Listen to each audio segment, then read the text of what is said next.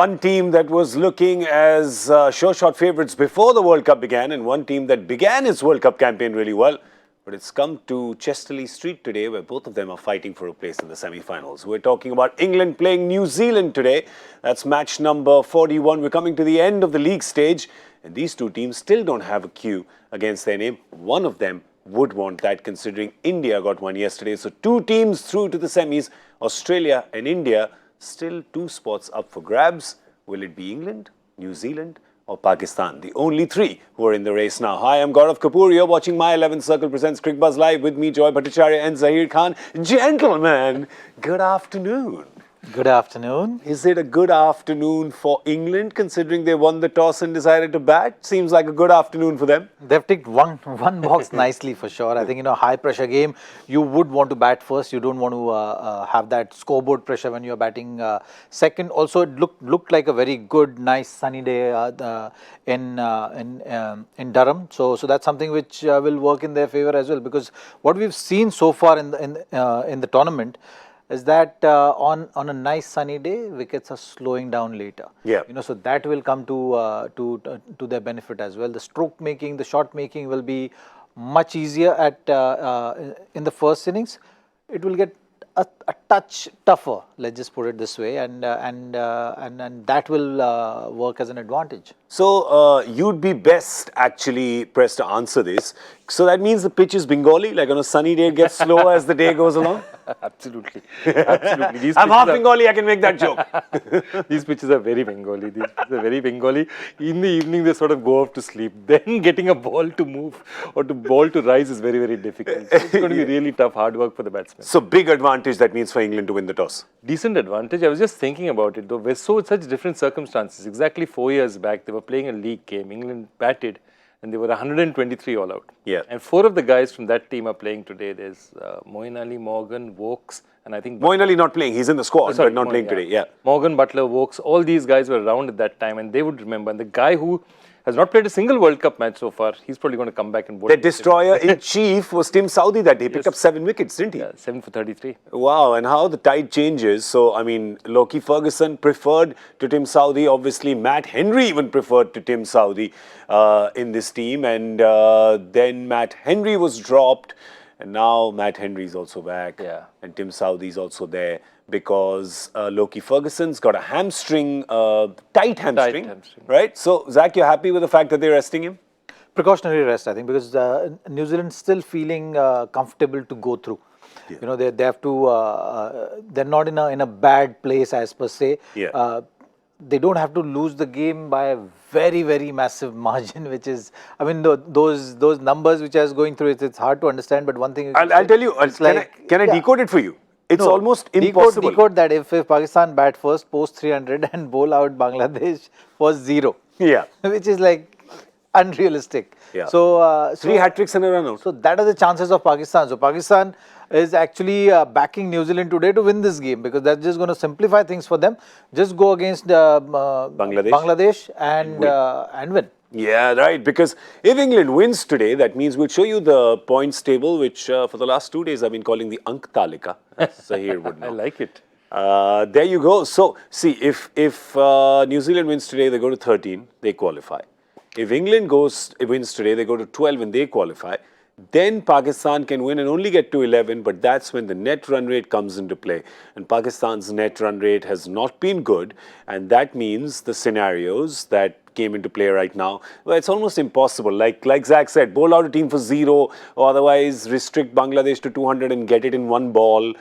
Even then they can't reach it. So really, their best bet is basically for New Zealand to win today. Yeah. Their best, and they need England to be disqualified.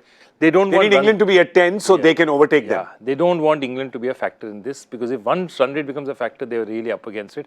The other thing is, this is again a Q match. Like yesterday was a Q match. That today, at the end of today, another Q will come. Yeah, true. Whether we like it or not, one more Q will come. So 3 of those 4 will be decided today. I mean, that's the 3rd will be decided today. It's quite cool that it's actually come down to the last few days. With Saturday being the last league game, it's come down to, what's the day today? Wednesday, right? I don't know, these matches are just coming so hard and fast. I wake up in the morning and say, is it the weekend? Is it a weekday? Yeah, it is Wednesday. Also known by the youth as Hump Day, right? Because it's the hump in the week. It's right in the middle.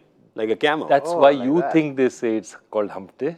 There are other what it explanations, more better explanations. Please, I'm a That's youth. one of the explanations. That's Sir, one of the explanations. I'm a youth. I'm a youth. I'm a millennial. I just I put a little bit of grey in my hair so that you guys take me. But the question is, will New Zealand create a bump in England's a speed journey? breaker they want to hit. Yeah. Tup. That's right. Or will England create a bump in Pakistan's chances today? So there's a lot of bumps going around, and there's all of Pakistan and their fans who are saying, "Yeah, New Zealand, come on, Kiwis, come on."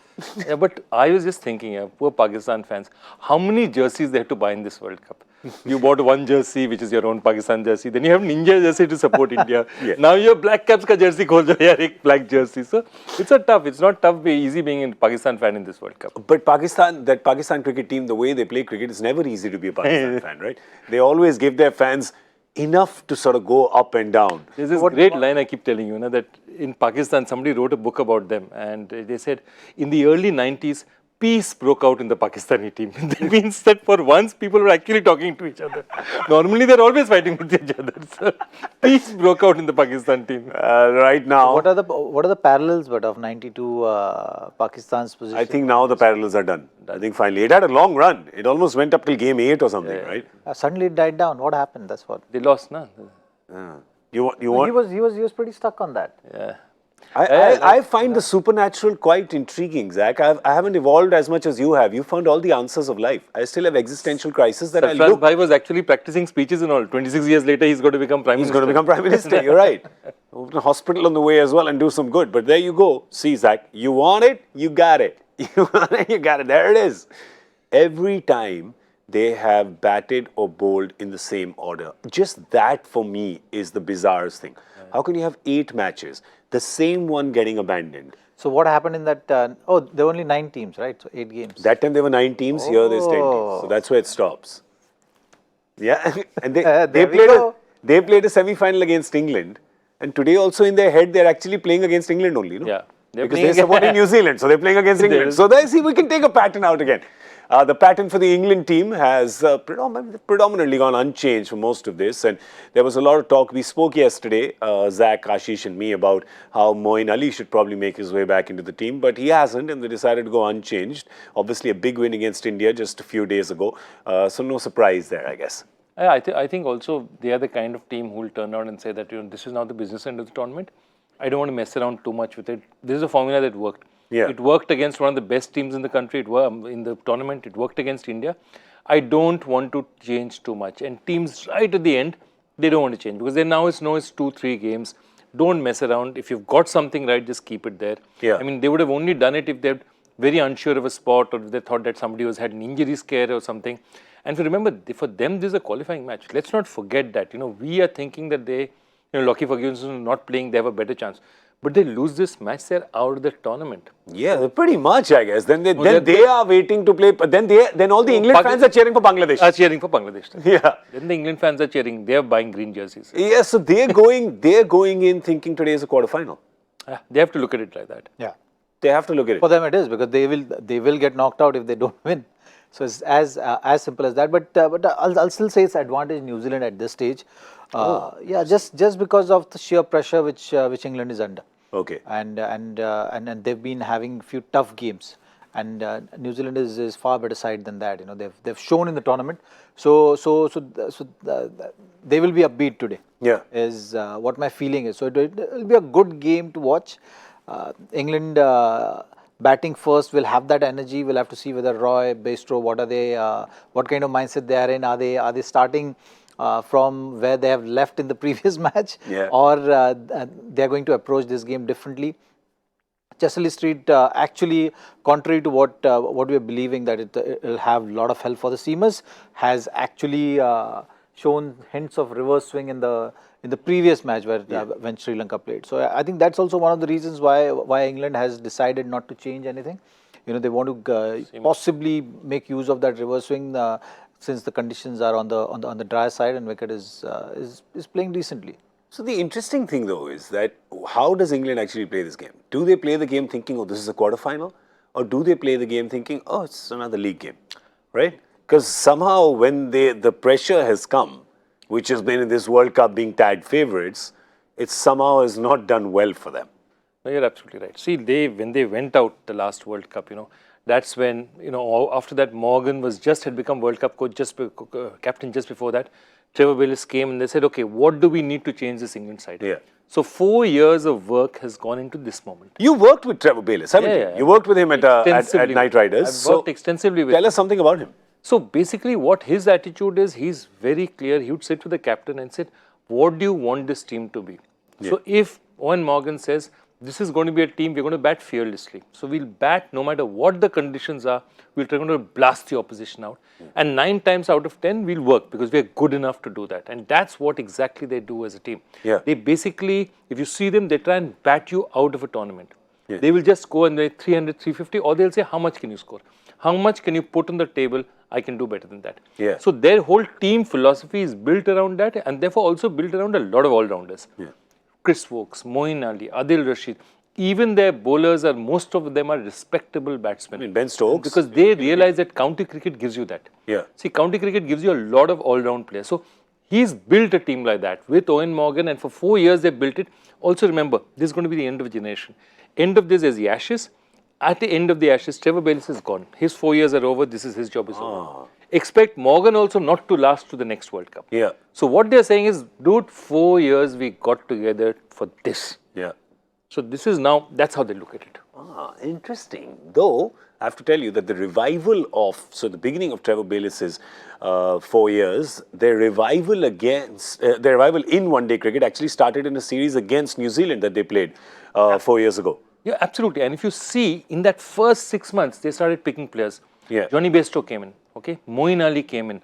Johnny Bairstow, Moeen Ali, they suddenly started getting in the players who now are giving them results. Yeah. Remember, that was a very different team. That was a Stuart Broad, Steve Finn, Gary Ballance, very, very different kind of team.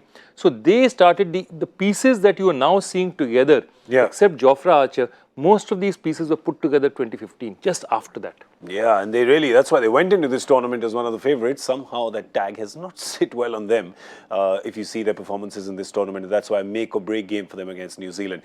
So make or break for you too. I mean, it's every day on my 11 circle. It's make or break, yeah? Because you got to beat Dada. And that ain't happening easy, man. That ain't happening easy. Especially with these two teams, with great players on both sides. How are you picking your team? Download your app, of course, on my11circle.com and then choose the game, which is today, New Zealand and England. Choose your players and beat Dada if you can.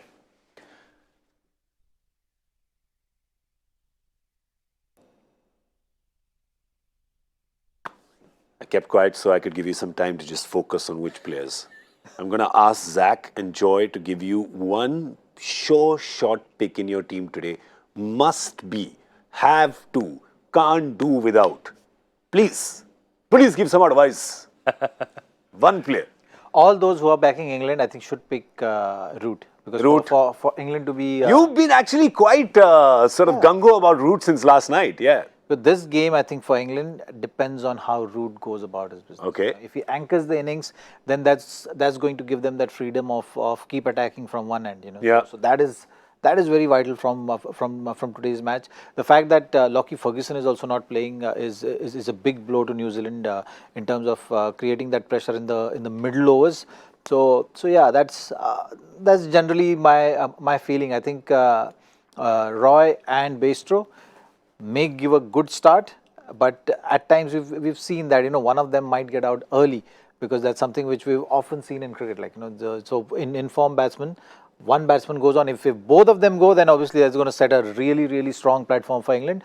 But I doubt that's going to happen. I think you'll see an early breakthrough. Bolt is in good rhythm. Yeah, he can off a hat trick. Create that. Isn't he? Did he had a hat trick against Australia? Yeah, and Henry as well. So he's been in wicket taking form.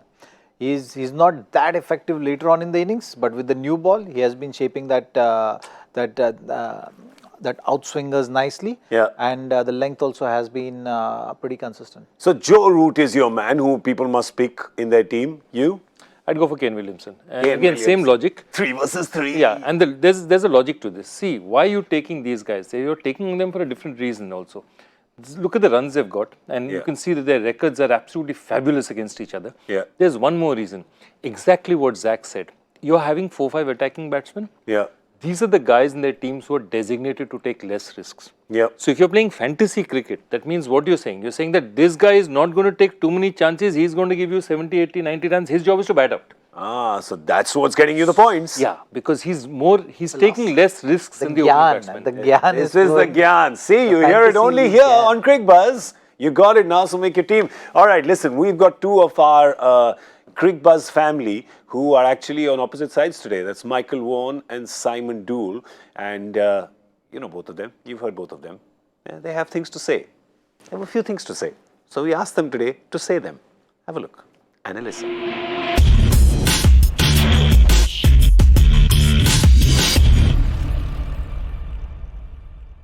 They'll beat the Kiwis, get into the semi-finals. Well, Michael doesn't even want England to win.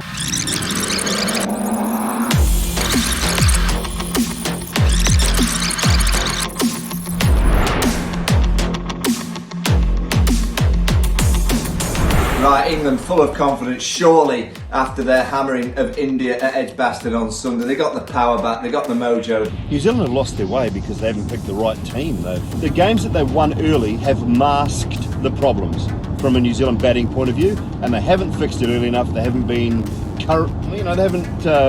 been courageous enough to fix it early enough. So that's been the major issue, and that's why they're paying the price now. How to exploit New Zealand? Same again. Same mentality that they had against India. Show it again against New Zealand. Use a little bit of that, use a little bit of intelligence. I thought the way that they played Bumrah was intelligent.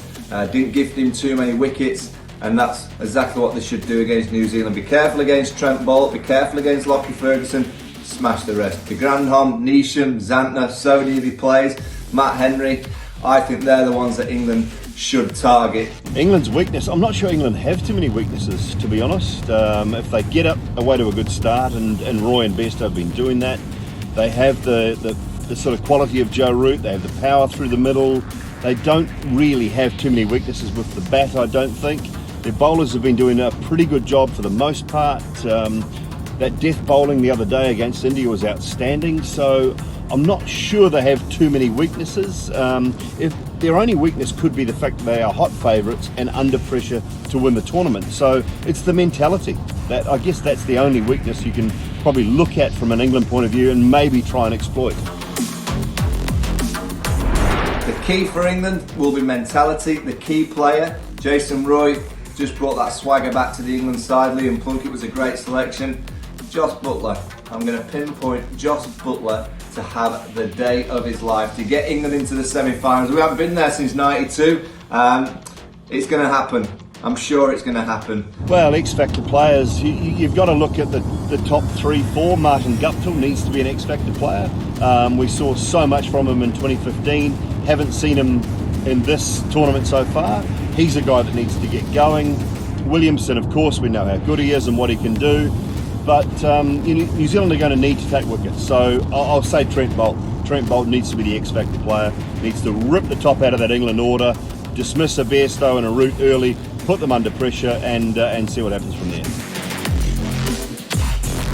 We'll beat the Kiwis, get into the semi-finals. It looks like it'll be a semi against India. I'm sure Simon Dool's disagreeing. Well, Michael doesn't even want England to win. Johnny Bairstow said it himself. He has, everyone's against England, everyone's against the players, and Michael jumped on board that, and he actually doesn't want England to win at all. I think he's quite scared if England win because, he couldn't do it when he played.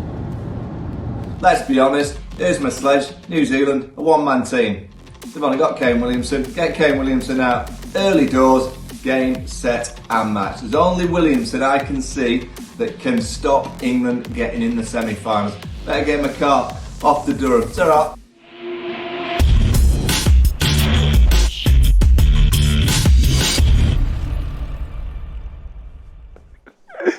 I love it. They don't spare each other, do they? That was a burn. Yeah, that was a burn. Both sides. Serious Yeah? burn. That was a fire. There was a fire on both sides. Important for England. They, of course, have won the toss and batting first. It's important for them that Bairstow and Roy set fire to the first 10-15 overs like they did against India. What is the score they're looking at? Where is it safe, right? Because, again, New Zealand have had problems with their openers, right? So, does England say 280, 300, we back our bowlers, they can stop New Zealand, or are we going to try and go big against like we did in India? It's better to assess the conditions and decide. Yeah.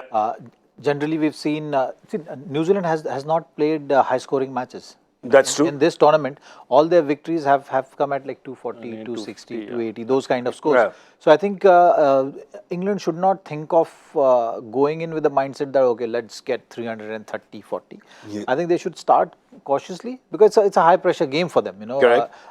New Zealand is sitting pretty. They know they don't have the pressure of qualifying. They pretty much know that, they just have to play good cricket. Even if they lose, it's okay.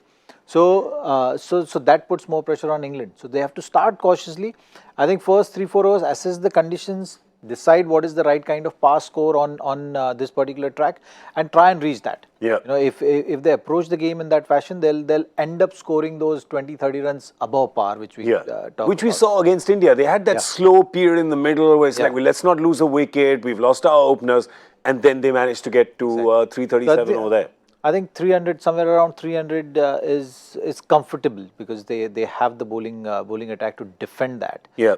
So I think it all depends on how the wicket is playing. So we saw this. I think this was the in same the first way when the combo, West we'll Indies know game. exactly where it's heading. In the first box, and 15th over, we'll know exactly where it's going. But this was also the same ground where West Indies played the other day and almost chased that 300 plus score with Pooran hitting his 100. All right, we've got a joy factor question for you right now. We talk about things being on fire. This one's going to be on fire as well, isn't it? Nah, it's an easy one. Easy? Easy. It's straight. It's a full toss. Slow full toss. Nothing is easy from you. Nothing is easy. This is an easy one. This is genuinely an easy one. Here goes. Okay. Here's the question. In which specific record of Indian cricket would you read the stadium names in the following order? VCA, Eden Gardens, Rose Bowl.